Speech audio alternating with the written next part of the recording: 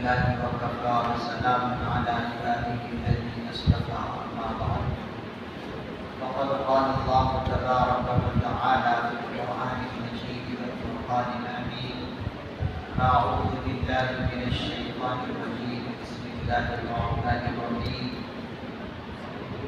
ألف لام ميم أحسب الناس أن يتركوا أن يقولوا آمنا وهم لا يفتنون ولقد فتنا الذين من قبلهم فليعلمن الله الذين صدقوا وليعلمن الكاذبين صدق الله العظيم.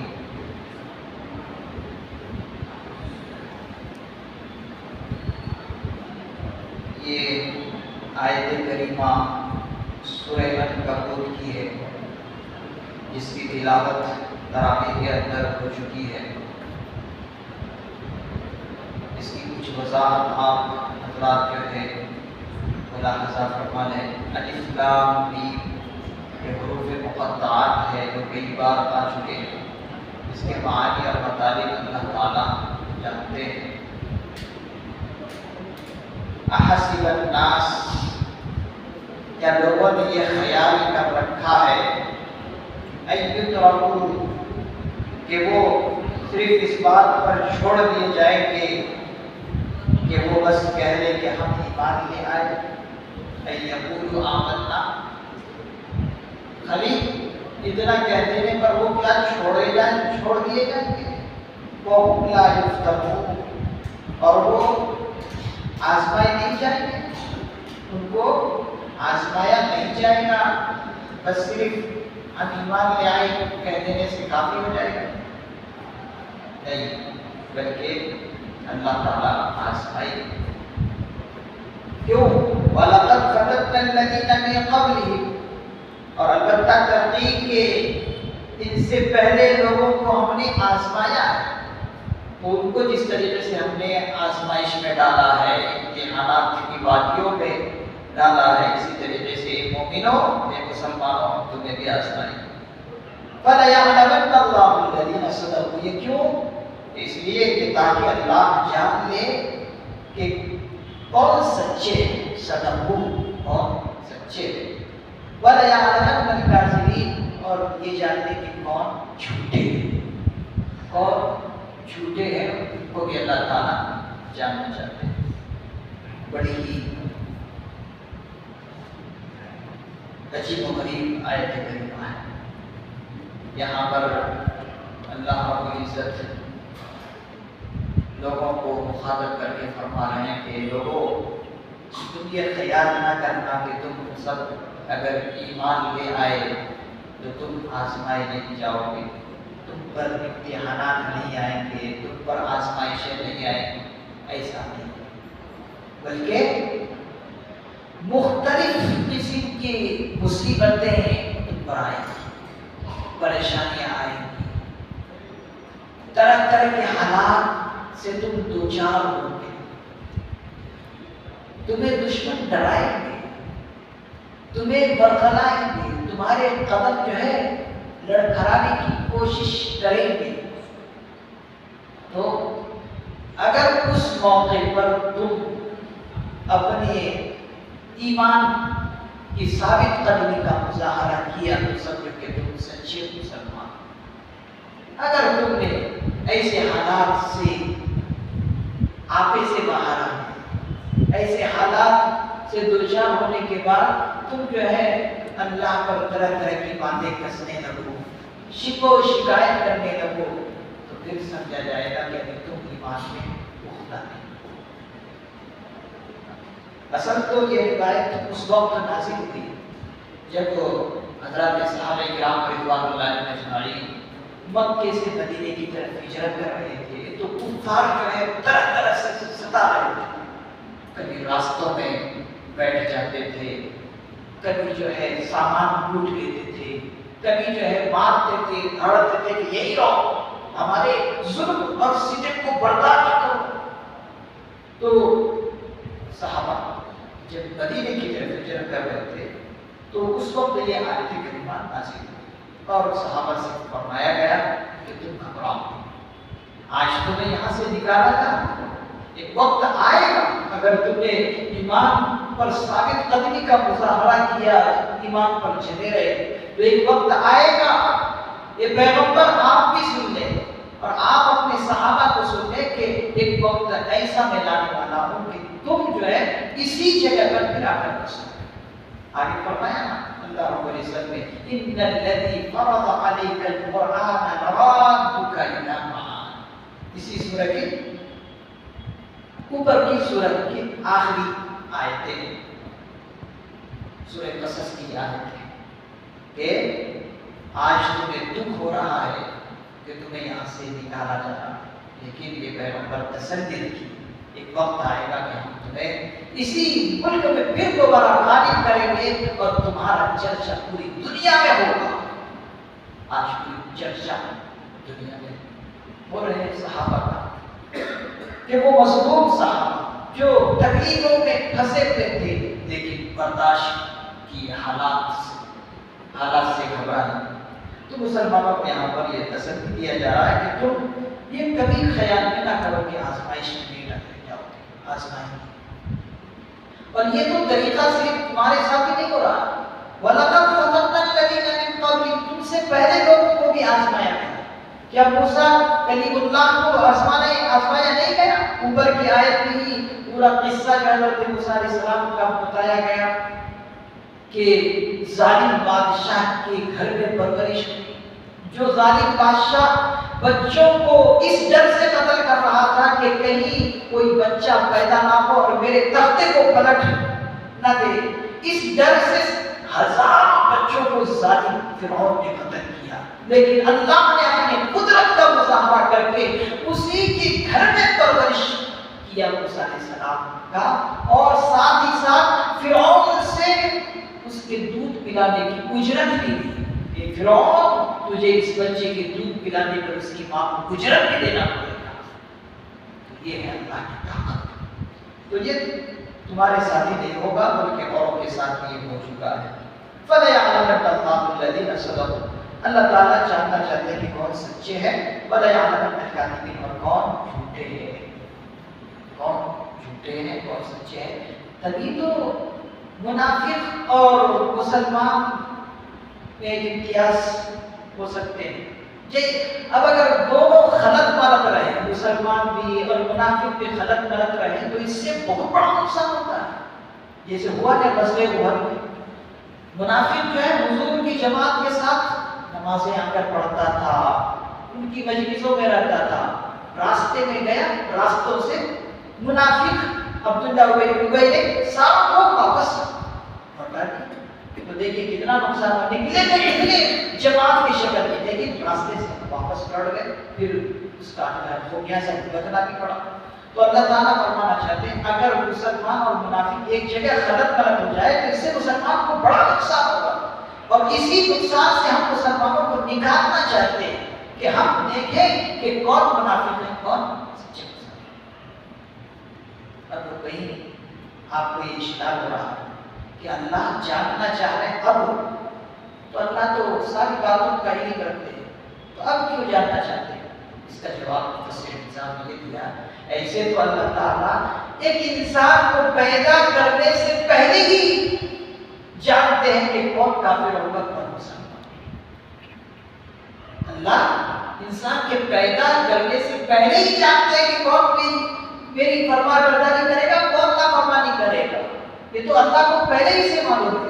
لیکن پھر یہاں کیوں فرما رہے ہیں مسلمانوں کو بتلانے کے لیے کہ دیکھو تمہیں بھی اس چیز کا علم ہو جائے گا کہ فلاں منافق ہے فلاں مسلمان. یہ بنتے مجھے تو معلوم ہے لیکن تمہیں بھی تو معلوم ہونا چاہیے، یہ بتا دیں. تو مصیبتیں آتی ہیں.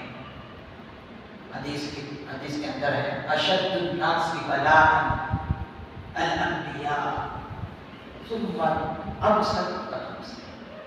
سب سے زیادہ بلائیں مصیبتیں کن پر آتی ہے؟ انبیاء پر آتی ہے. پھر اس کے بعد کن پر؟ ان سے جو زیادہ قریب ہے، صلحاء، ان سے پھر جو قریب ہے فالامثل. اور دیکھیے سب سے زیادہ مصیبتیں اور تکلیفیں جب انبیاء کو آ رہی ہیں تو ہم تو انبیاء کے قریب ہونا چاہ رہے ہیں. ہمیں کس کا درجہ چاہیے؟ نبیین، صدیقین اور شہداء کی دعا تو ہم کرتے ہیں نا، تو جب ان کے درجے کو ہم جانا چاہتے ہیں تو پھر مصیبتیں کیوں نہیں برداشت کرنا چاہتے؟ مصیبتیں برداشت کریں.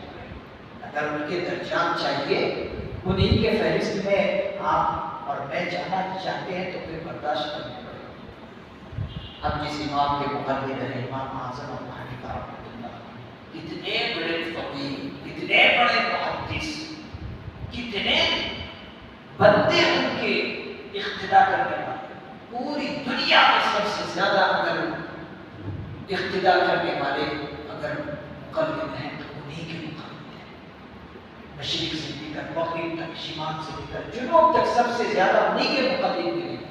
اتنے بڑے اللہ کے نیک بندے کو کتنی بڑی آزمائش کی بات. زندگی کے آخری 4 سال جیل خانے میں گزارے. زندگی کے آخری 4 سال جیل کے اندر گزارے ہیں.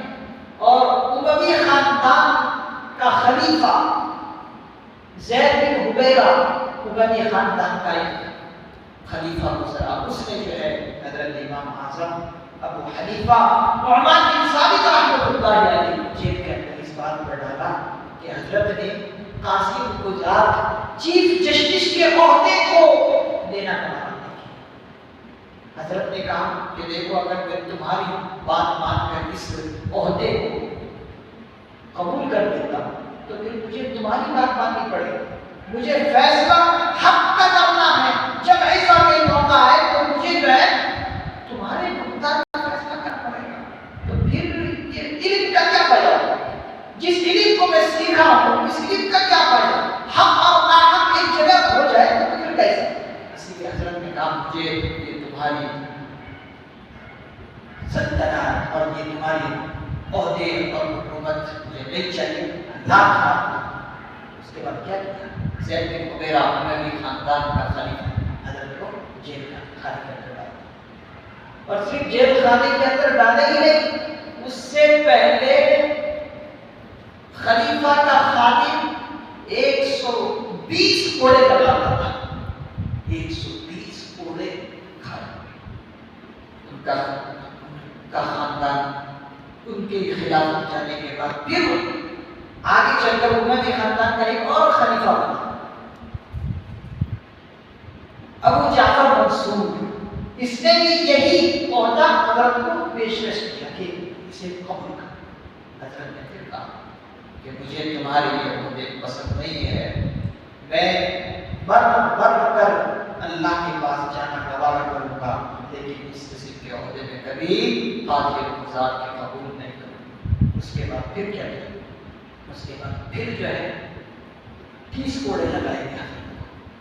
30 کوڑے جانتے ہیں لکڑی بیٹھ جاتے ہیں زمانے میں، پرانے زمانے میں بیٹھ ہوتے تھے. آج بھی پولیس کے پاس جو لکڑی ہے وہ بیٹھی ہے. ایک بار تو آدمی جو ہے تڑپنے لگتا ہے. وہ لاٹھی ایسی ہوتی ہے ٹوٹتی نہیں ہے. آپ اس کو ایسا موڑ دیں ٹوٹے گی نہیں. جیسے بیٹ ہے، بیٹ آپ موڑیں گے تو ٹوٹتے نہیں. اسی طریقے سے بیٹ کی لکڑی ہوتی ہے ان کے پاس اور ان کے پاس تو ایسے کوڑے ہوتے ہیں. 30 کوڑے کھا گویا کہ 150 کوڑے جیل کے اندر آخری زمانے کے عمر کے آخری زمانے میں بوڑھے کمزور ہونے کی حالت میں کھائے. یہ کیا ہوا؟ حضرت جیل کے اندر رہے اور ایک جیل کے اندر ساتھی تھے. انہوں نے کہا کہ آپ جیسے عزیز قریب بزرگ کو دیکھ کر مجھے ترس آتا ہے لیکن میں کیا کروں، میں بھی تمہارے ساتھ جیل کے اندر بند ہوں، میں کچھ نہیں کر سکتا. بس ایک بات تو میں نے بتا سکتا ہوں رہبری کے طور پر.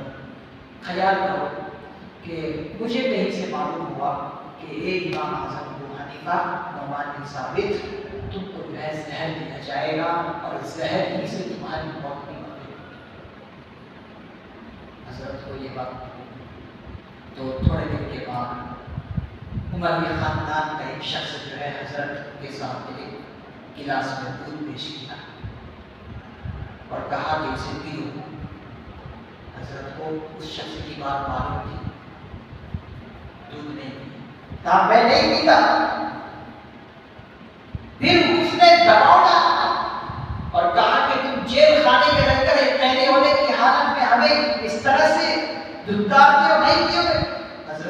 نہیں کیے کہ تم جو کرنا ہے کر لو، نہیں کیے۔ اس کے بعد کیا کیا؟ اس کے بعد حضرت کو لٹا ڈالا، زمین پر لٹا ڈالا، اور زمین پر لٹانے کے بعد زبردستی گلاس کا پیالہ حضرت کے منہ میں ڈالنے لگا۔ 2-3 قطرے زبردستی ڈالے اور کچھ قطرے جو ہے داڑھی پر پڑ گئے، لیکن حضرت نے اس کو اپنے طور پر نہیں کیا، زبردستی پلایا۔ پلانے کے بعد حضرت کو موت آ گئی، تو زہر دے کر حضرت کو مارا گیا۔